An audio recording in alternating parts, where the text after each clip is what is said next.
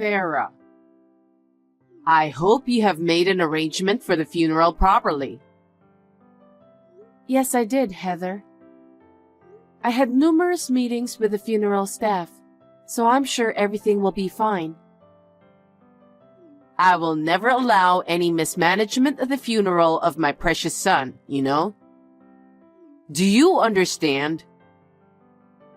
Of course I do. I've informed the staff our intentions, so I'm sure everything will be fine.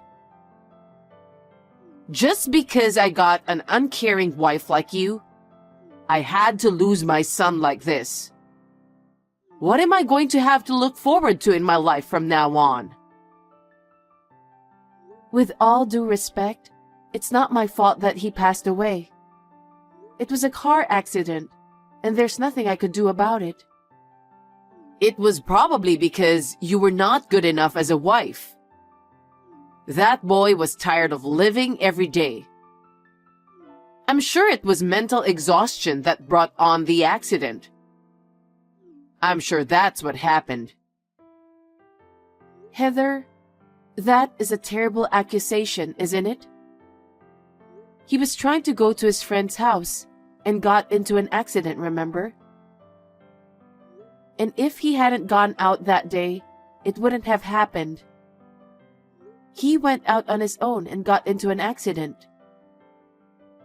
Then, if you had kept him back in the apartment, this wouldn't have happened. You didn't have the charm to keep him there, did you? I'm sorry to hear you say that. I didn't think this would happen either. That's why you're not good enough as a wife. I only regret that I allowed you to marry my son. Oh no. Heather, that is a terrible thing to say. At least give him a proper funeral without any mistakes. I want to give him a peaceful funeral. Yes, I'll do that. Farah? I just heard from my mother. I'm sorry. I feel like my mother misses the point at a time like this. As you know, she's the kind of person who can misunderstand stuff. Hi, Kristen. It's true that what she said to me was so outrageous, and I was surprised, but don't worry about it. I'm used to it. Right. Her arrogant behavior has bothered our family for a long time. My father and I are fed up with it. We've had our share of problems with her. But I want my brother's funeral be good without a problem. I know it's a lot of work, but please take care of it. Of course. If there's anything I can do, please let me know. Thank you, but I'm sure the staff will take care of most of it. Thank you for your concern. Farah, can I have a word with you? Hi, Heather. What is it?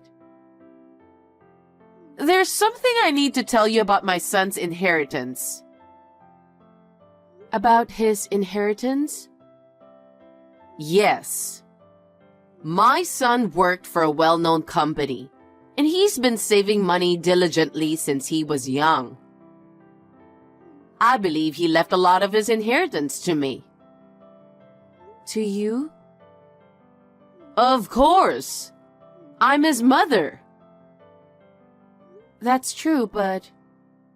So, I heard about you and Kevin before he passed away.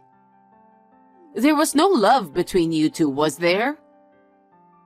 Well... According to my son, you guys were on the verge of divorce. Well, something like that. If that's the case, my son's inheritance is all mine. What? If you were thinking about divorce, you were as good as a stranger. Why would I give you my precious son's inheritance? Do you even know about the reason for the divorce? I don't need to ask. It's because you are not a good wife, isn't it? That's what my son told me. You have no right to my son's inheritance. Leave everything and get out of that apartment. What? You mean you want me to leave this apartment? Of course. That apartment was purchased by my son. The name and the payment were in his name. It's his property, isn't it? I don't understand what you're asking me to do so suddenly. I have my own life, and I can't just leave like that. You can't talk back to me like that. I'm his mother. I'm fully entitled to that apartment. What? Is it really? It's pretty obvious, isn't it? I don't know what you're talking about. Stop messing around. Just pack your stuff and leave right away. Either way, you were supposed to get divorced and move out of that apartment, right? Well, yes, but there's still a few more days until the end of the contract of the apartment. Huh? Well, I guess you can live in here for a few more days. What are you saying? That doesn't make any sense. I'll let the real estate agent know that you will be here. Please vacate the apartment in a few days. Huh? Are you out of your mind? Hey, Farah. Can I talk to you now? Sure. Thank you so much for your help with my brother's funeral. I was really grateful to you, Farah. My brother and I went through a lot, but you took such good care. I can't thank you enough. Thank you for saying that.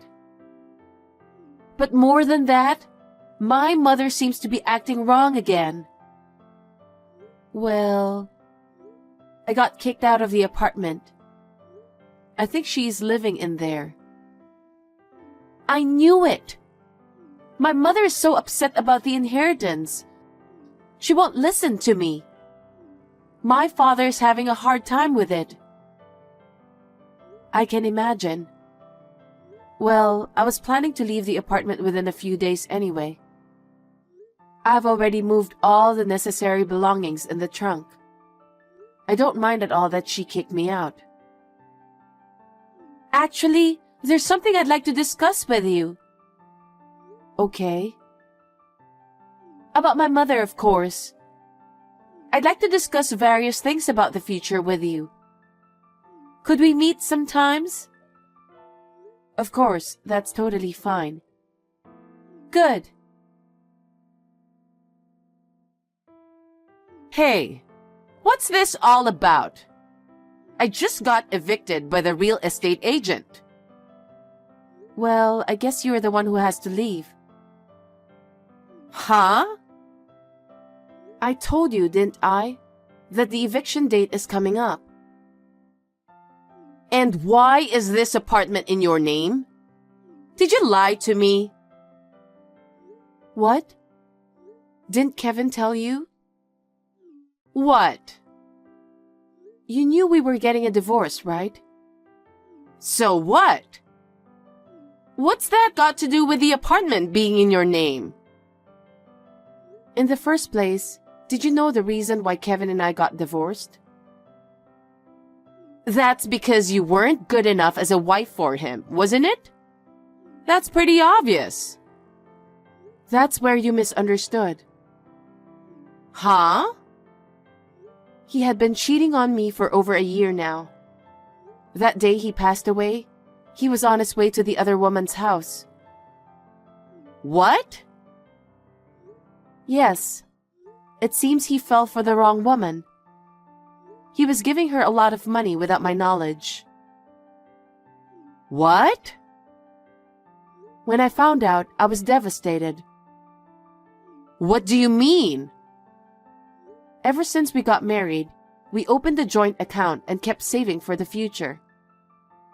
We had about $100,000 saved up. But I noticed one day that the number was only 3 figures. Huh, $100,000? That's not true. You were making up a story just because he passed away. What kind of person are you? I'm not making this up. I've already checked the account. Your son paid everything to the woman behind my back. There is no way my son would have done that. I should have asked for the money back. But I didn't want to get into trouble in court, and I wanted to get rid of your son as soon as possible. As a result of our discussion, I decided to take the apartment and all the household goods. Well, I guess you could say that's my consolation money. No way. At that time, I changed the name of the apartment to mine. Of course, your son agreed to it. Oh no. Although, I had no intention of living in that apartment anymore, so I decided to sell it right away. The real estate agent who visited you helped me out a lot. He was very generous and considerate. That's impossible. How could you sell the apartment that my son had purchased without consulting me? If it had stayed, it would have been his memento.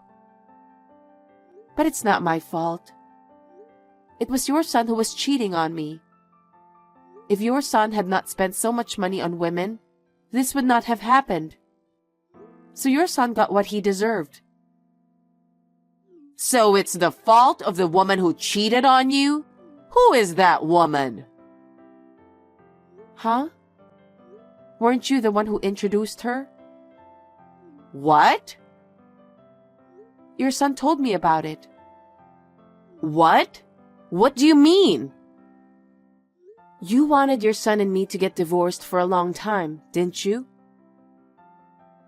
That's because you're so incompetent. If you were a wife like that, wouldn't everyone think so? So you arranged a blind date for your married son, just because of that reason. What? How did you know? He told me everything. What? You proposed an arranged marriage in order to get us divorced. And he went along with it. Isn't that right?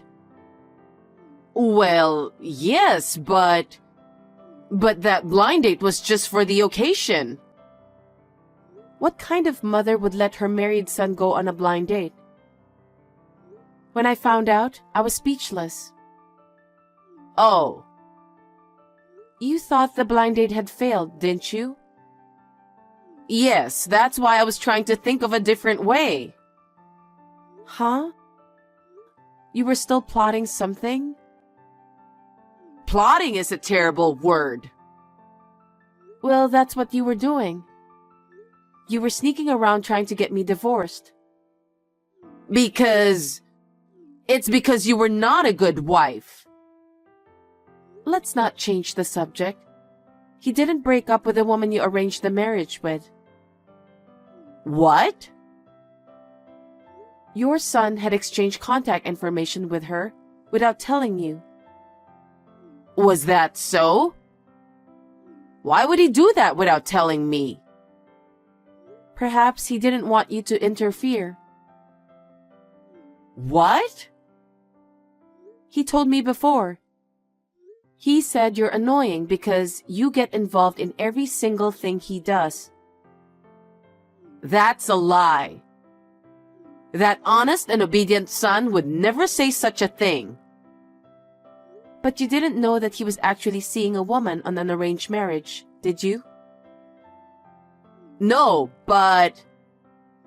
It seems she was an extraordinary person. What do you mean? Fine dinners, luxury brand fashions and accessories, and even luxury cruise trips. What? She was very quiet and elegant. I think you're looking at it all wrong. It seems that once she started dating your son, she began to show her true side. In fact, he has contributed about $100,000 to her. It's appalling. Oh no. And since he did not leave any will, the legal heirs will inherit his properties. I know. I told you that I am entitled to my son's legacy as well. You seem to be making a big mistake. The only legal heir is his wife, me. Huh? Oh no. But as I told you, your son has contributed everything to the woman he had an affair with. There's nothing that can be called property. How could it be? He had been saving steadily since he was young, so he must have a considerable amount of money. He seems to have given all his savings to that woman. That's a lie. You're just saying that to get everything, aren't you? If you think I'm lying, shall I show you our bank account? Because the evidence is well documented. If you still don't agree with me, you can file a lawsuit. We have solid proof of his affair too, you know. What? It's all on your son's phone. Oh no. That's enough. Enough. Okay, I understand. Then, as the real estate agent told you, please leave that apartment immediately. Farah, reply to my text or call me. What is it? I'm working today. Where do you live now, Farah? Why? You are my daughter-in-law, so you are obligated to support me, right? That's why I thought I'd go to your place. I was kicked out of my apartment because of you. Why is it my fault? The apartment was in my name. I was free to do whatever I wanted. You have no right to tell me what to do with it. Even if you sell the apartment, you are still obligated to support me. Huh? I have no obligation to support you because I have nothing to do with you anymore. You are my daughter-in-law. The other day, I submitted a notice of termination of marital relations to the city office. What is that? It is a procedure to legally sever the relationship of a deceased spouse. Now that I've completed the procedure, you and I have nothing to do with each other. What? Therefore, I am not obligated to support you at all. Oh no. Then how do you expect me to live from now on? You have to think by yourself, don't you? Huh? I heard from Kristen. I heard you are divorced. She told you that? Kristen and your husband have been troubled by your behavior for a long time. What? You are selfish and only interested in money. Your arrogant attitude towards others has been bothering them. She said that? Yes. And after this incident, your husband has decided to divorce you. You set your married son up on a blind date. And if that had been successful, you would have made him divorce me and demand alimony. Right? That's not true. Furthermore, after he passed away, you were going to kick me out and live a life of luxury in that apartment. When your husband found out the truth, he decided to divorce you. He said he couldn't live with someone who doesn't understand other people's feelings and the importance of money.